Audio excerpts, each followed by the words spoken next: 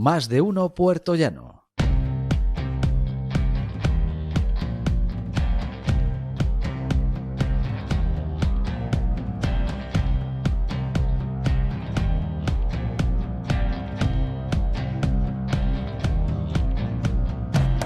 Letters are twisted, fire behind the door, glass broken, shades are dancing over a dead bird. The basement is silent, it smells humidity and rats. But it doesn't bother me, I like to go down here when I was a kid. Y aquí estamos con el doctor Camilo Albornoz, nuevamente en Salud en la Onda. Y como ustedes ya nos han venido escuchando, en los programas anteriores con el doctor Camilo Albornoz habíamos estado hablando de sentimiento y emoción, habíamos hablado de qué era un sentimiento, qué era una emoción, habíamos hablado de dónde se originan, habíamos hablado de qué puede causar una alteración del sentimiento de la emoción y ya hoy propiamente vamos a hablar de las alteraciones. De las alteraciones del sentimiento, de lo que de la vamos emoción. a decir, lo que es la enfermedad propiamente dicha.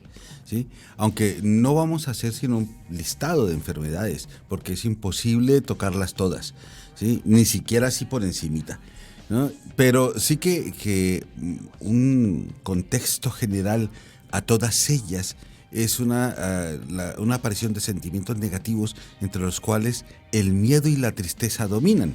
¿Sí? Por eso es que esta canción que sonó al comienzo, que también es sin copyright, Y ¿no? muy buena. No, pues me pareció muy curiosa porque el grupo que la canta se llama Estoy Triste. Sad Me. Sad Me. Y la canción se llama Un Día Aburrido o Un Día Maluco. Morning Day. Así O que El Día del Lamento. Un Día del Lamento, pues entonces ese. Ahora, también hablábamos la semana pasada que para que todo este tipo de situaciones aparezcan en el desarrollo afectivo y emocional del niño para llegar a adulto, pues tiene que haber o una alteración, una modificación, que se haya truncado su desarrollo en algún momento o que se haya deformado en algún momento en su maduración, con lo cual eso se va a expresar como una enfermedad. Y esa enfermedad, en su extremo más grave, pues puede ser un problema psicótico, esquizofrénico, pero lo más habitual es que estemos hablando de situaciones de lo que se llaman los trastornos del ánimo, es decir, la depresión en todas sus N.000 formas y la ansiedad en todas sus N.000 formas. ¿Sí? Ahora, también estábamos hablando de que mucha gente hace énfasis solamente en la parte neurobiológica del asunto. Es decir, esto es un problema de neurotransmisores. Pero podríamos haber dicho de que en realidad, que sí, que hay un problema de neurotransmisores, los neurotransmisores juegan un papel ahí y que a veces puede ser más importante o menos importante.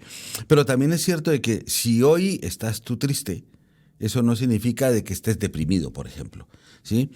Y también es cierto de que las emociones, muchas emociones negativas son más adictivas que las emociones positivas. Es más adictivo estar triste que estar contento. ¿De verdad, doctor? ¿Sí? Claro, la gente que está triste busca la tristeza. O sea, prefiere mantener ese estado en vez de buscar bienestar. Tú cuando estás contenta, pues pones una cancioncita, cantas, no sé qué, estás así y se te pasó.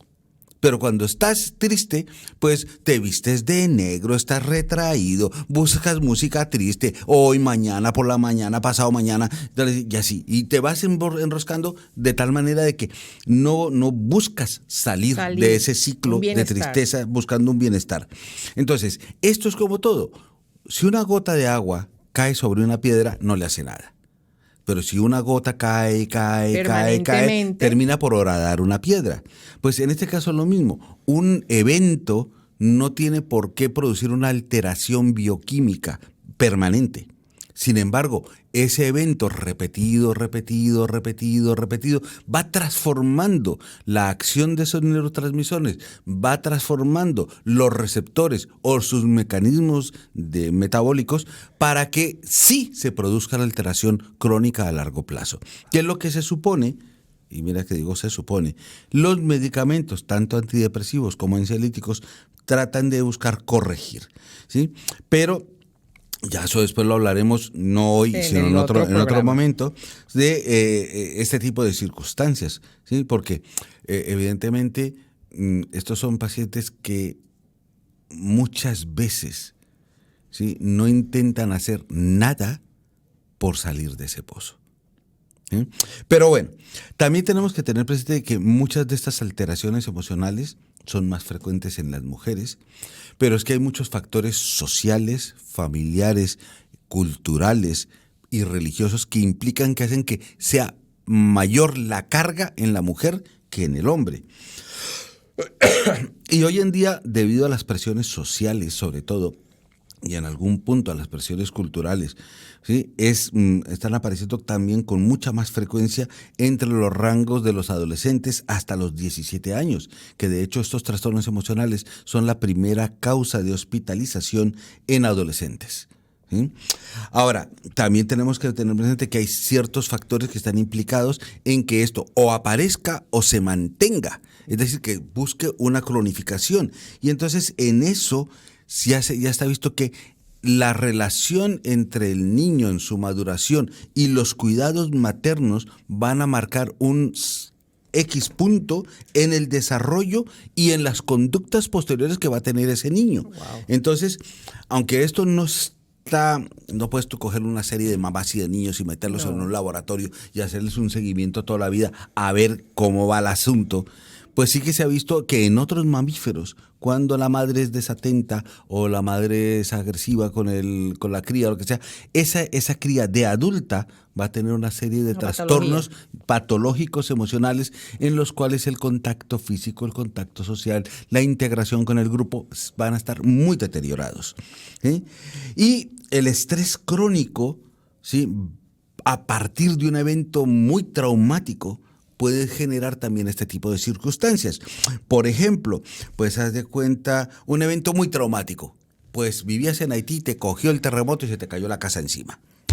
Y mientras te rescataban y la cosa y el cuento, pues un evento de trauma de aquí que te cagas, ¿sí? Pero hay otros estreses crónicos que pueden estar ahí marcándote. Por ejemplo, pues el bullying, el acoso en el trabajo, una mala relación familiar, una situación económica, etcétera, etcétera, etcétera. Pero en este tipo, y eso también lo hablaremos en una situación posterior, no todo lo que produce este tipo de problema viene generado por las situaciones negativas. Muchas veces las situaciones positivas pueden producir exactamente el mismo problema, ¿no? Y entonces ahí es cuando tú encuentras que están demarcados una serie de eventos que se llaman los factores precipitantes y mantenedores, que vienen dados desde la infancia y que se mantienen a todo lo largo de la vida por una circunstancia. Entonces, entre esos, es que la lista es larga. La he condensado. Pero mira, por ejemplo, los padres ansiosos y los que ya tienen un trastorno del ánimo de por sí van a influir en que los hijos sean iguales. ¿Sí?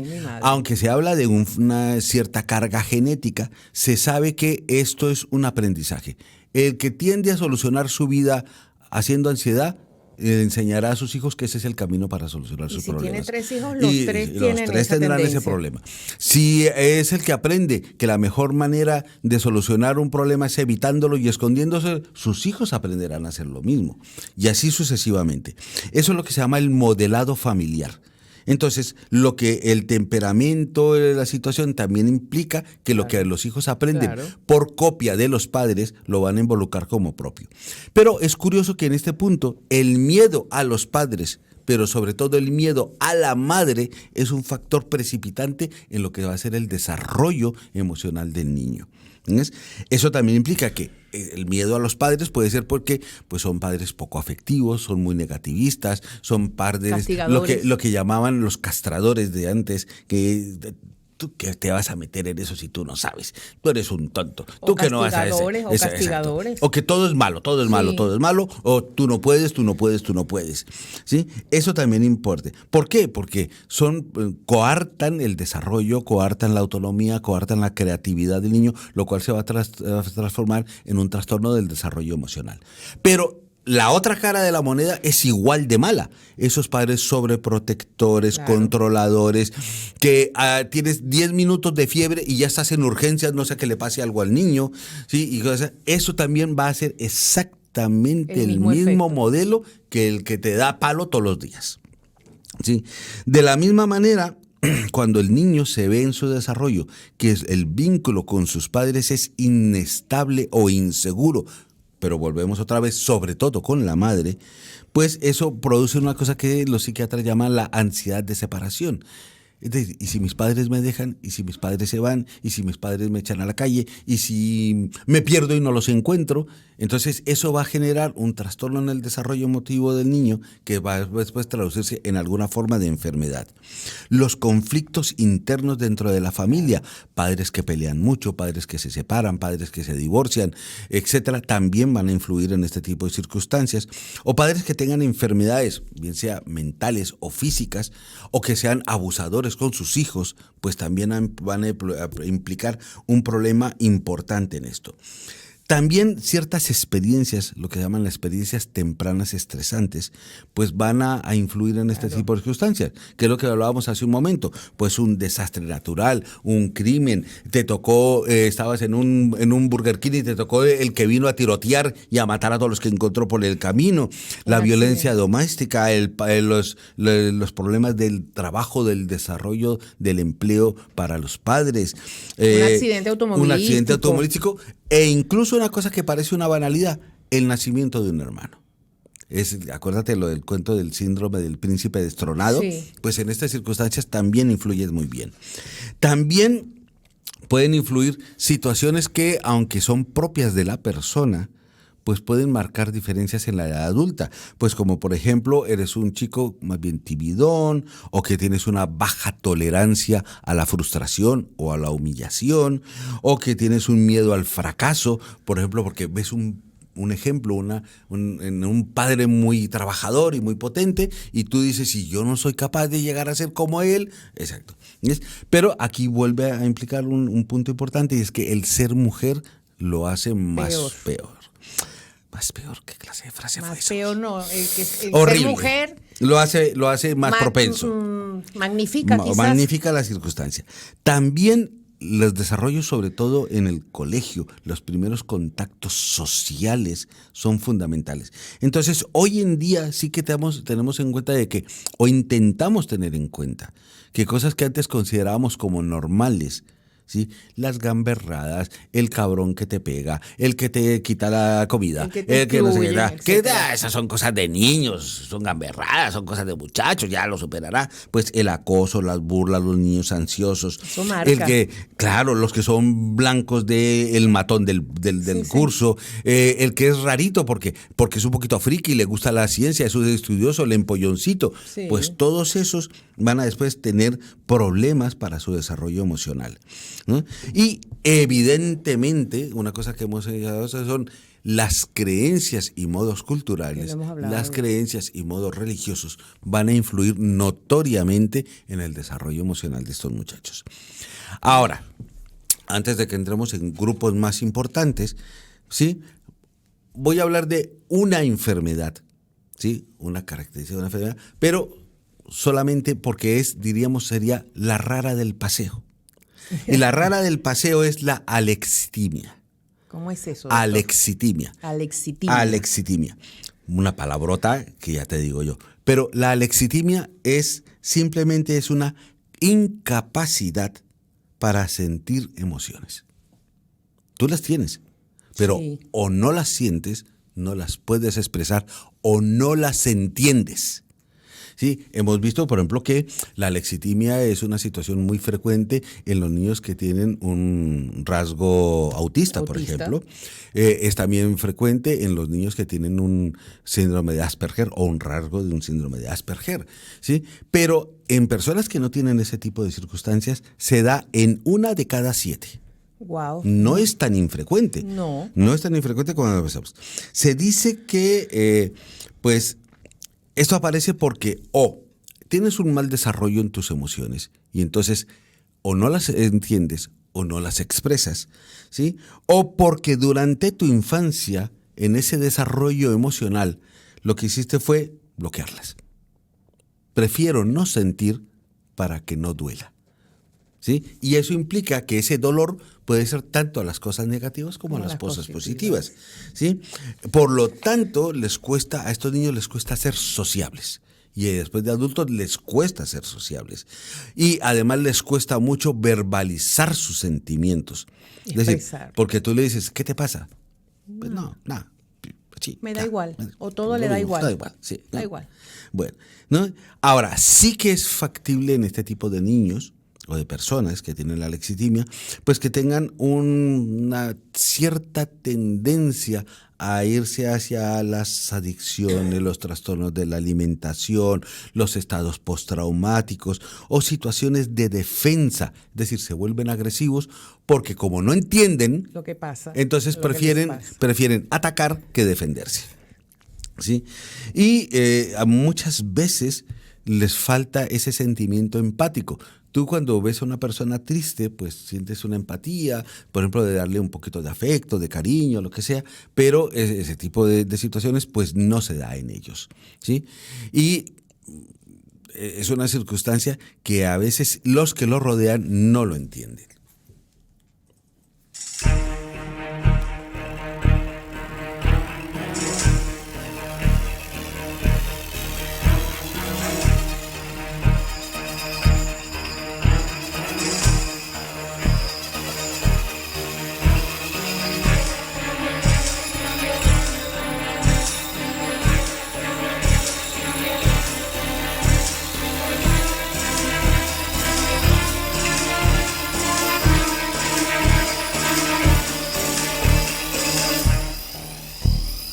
No. Dramática la música, ¿verdad? Sí. Esta se llama palpitaciones. Porque es que, mira, aunque las palpitaciones no es un rasgo distintivo de la depresión es uno de los rasgos, una de las enfermedades del ánimo que cada día está siendo más frecuente. Y está siendo más frecuente por una multitud de razones, pero también por el tipo de sociedad que estamos generando, sobre todo a nivel occidental. En algunos países, pocos, ¿sí? La depresión es una enfermedad rara, ¿sí? Y si tú de pronto te acuerdas a tu infancia, remóntate no se oía a tu hablar infancia, de depresión. muy poco, te decían, eran cuestiones muy aisladas, casi que anecdóticas. Sí. Sin embargo, hoy en día son cosas muy frecuentes. Y con mucha es gente alrededor tuyo con depresión. Exacto, porque la presión Social. que estamos llevando en la vida actual pues está implicando eso. Pero también tienes que pensar que muchos de estos pacientes están deprimidos por razones que son aparentemente incongruentes. Es decir, por ejemplo, vives en el mejor país del mundo.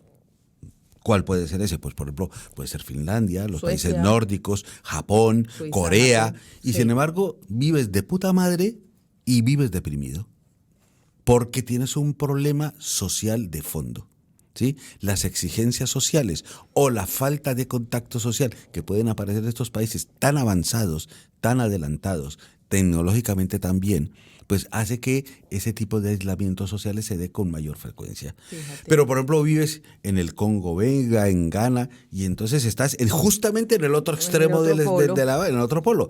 Pues allá pues puedes deprimir porque no tienes que comer, estás en guerra, vives en una presión permanente de qué puede pasar mañana.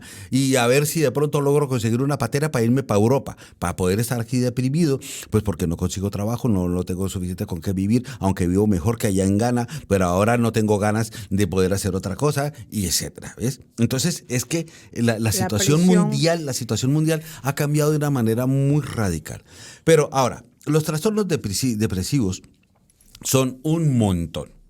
Y así te los voy a leer al rapidillo, ¿sí? Con decirte de que de alguna manera en los trastornos depresivos el 8,5% de la población mundial tiene un problema depresivo, ¿sí? Y evidentemente si tienes un trastorno depresivo el riesgo de suicidio es más mayor. alto. Y ya sabemos que el suicidio es una de las grandes epidemias del siglo XX y del XXI. Silenciosa. Porque Bueno, no se le da no se le da el valor que atención. tiene. Ahora, hay un grupo grande de trastornos depresivos que son los trastornos bipolares, en los cuales existen un montón de subtipos que puede ubicar hasta un 5% de la población adulta, ¿sí? Y estos trastornos bipolares pues son, por ejemplo, el que a un rato está contento, al otro está Eso triste. no sería a la tercera- distimia. Es una forma de la depresión bipolar. ¿Ves? Vale. Dentro de los 8,000 formas de ¿Qué trastornos hay? bipolares que hay, la distimia es una, ¿sí? Que en alguna época también se llamaban los estados hipovolémicos, ¿sí? Porque el estado anímico Era muy fluctuaba variante. y fluctuaba a lo largo del día. También tenemos que pensar que en estos trastornos bipolares, los que tienen antecedentes familiares de personas cercanas que hayan tenido un trastorno bipolar lo pueden tener también, hasta en un 30%. Y si uno de los dos padres ha tenido un trastorno de estos, hasta un 15% de probabilidad. Y si los dos padres lo han tenido, hasta un 65% de probabilidad. Lo cual sí demuestra de que la carga genética en este tipo de trastorno puede estar produciendo una Claro. influencia importante. También hay trastornos depresivos que se definen, que se llaman dados por sustancias o inducidos por sustancias. Entonces, pues las drogas, sobre todo las benzodiazepinas, las drogas de entretenimiento, las anfetas, la coca, todo eso, incluido el alcohol, ¿sí? Y el tabaco, van a producir o pueden llegar a producir un fenómeno depresivo inducido por drogas. Aquí podemos hablar en este trastorno del estado anímico inducido por sustancia que el exceso de tomar pastillas para la ansiedad y para depresión Trae lo mismo. Ahora, siempre se hace una parte a la depresión inducida por el alcohol, porque son los... Y es aquí donde uno no se sabe qué es primero, si la gallina o el huevo. ¿Sí? ¿Es el alcohol lo que te hace depresivo o es porque eres depresivo y te has vuelto bebedor? ¿Sí? Te has vuelto alcohólico. No se sabe muy bien, pero aparentemente, como dirían, es la gallina. Es decir, te vuelves alcohólico porque tienes trastornos emocionales y buscas olvidar con el alcohol o superarlo con el alcohol. Pero como las cabronas aprenden a nadar, pues ya está, ¿no? Sí. Lo mismo, lo que hablábamos ahorita, los trastornos de depresión inducidos por benzodiazepinas, pues es exactamente la misma circunstancia. Te vas dopando hasta que te jorobas la situación. Y de ahí, pues mira, están los trastornos emocionales, los interiorizados, los exteriorizados, la ansiedad general, el obsesivo compulsivo, el estrés postraumático, los trastornos afectivos depresivos, etcétera. Y vamos a entrar ya en el último tramo de un par de minutitos.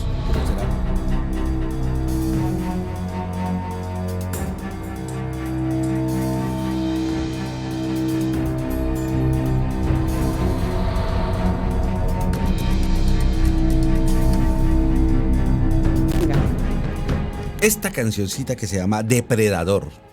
Depredador. Es porque vamos a hacer un breve rasgo sobre la ansiedad. Porque la ansiedad también tiene un montonón de circunstancias. Pero usted me promete que en el siguiente programa hablamos de la ansiedad. Vamos a hablar de la ansiedad en profundidad.